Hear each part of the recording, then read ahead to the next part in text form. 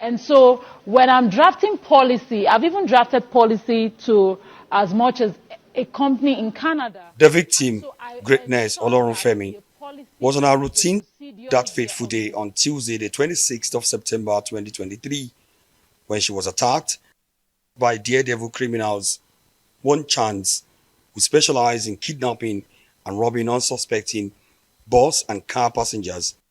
Olorunfemi was still struggling with her life in a pool of her own blood after being pushed out of a moving vehicle when she was found by a good Samaritan, a taxi driver that rushed her to Maitama District Hospital for treatment to save her life.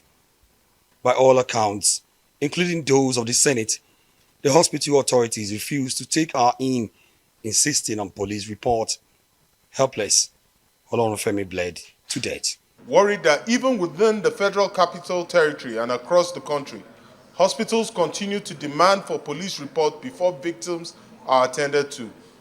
With an embarrassing report of the death of Miss Greatness Olorunfemi, a community developer and member of the Young African Leaders Initiative Network, on account of alleged refusal of Maitama District Hospital Abuja to accept and treat her. The Senate believes a crime that violates the National Health Act 2024 and extant laws that make provision for the compulsory treatment and care for victims of gunshots in the country has been established, and the Senate wants justice done. And we can actually start by looking at the chief law officer of this federation, who is the Attorney General. I believe this matter should be referred to his office for prosecution. The Senate therefore mandated its committees on police and health to thoroughly investigate the matter to ensure that those culpable in the death of Olorunfemi are brought to justice. To help in the investigation, the Senate summoned the Inspector General of Police, the Minister of Health, and authorities of the FCDA, owners of the Maitama District Hospital, to come forward with explanations. For somebody to have been injured and to have been abandoned by hospital nurses and the hospital itself, to die at the gate of where the person should have been saved, then you question the existence of hospitals in Nigeria.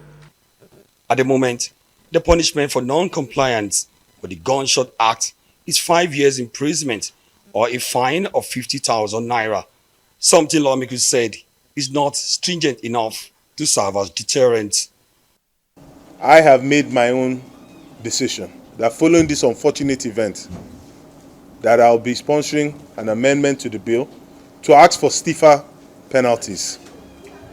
Currently, the penalties to the 2017 Act calls for a fine of 50,000 naira. What is 50,000 naira compared to a human life? As family and friends mourn the death of Olorunfemi and calling for justice, Senate observed a minute silence in honor of a caregiver who was denied the same affection when she needed it most.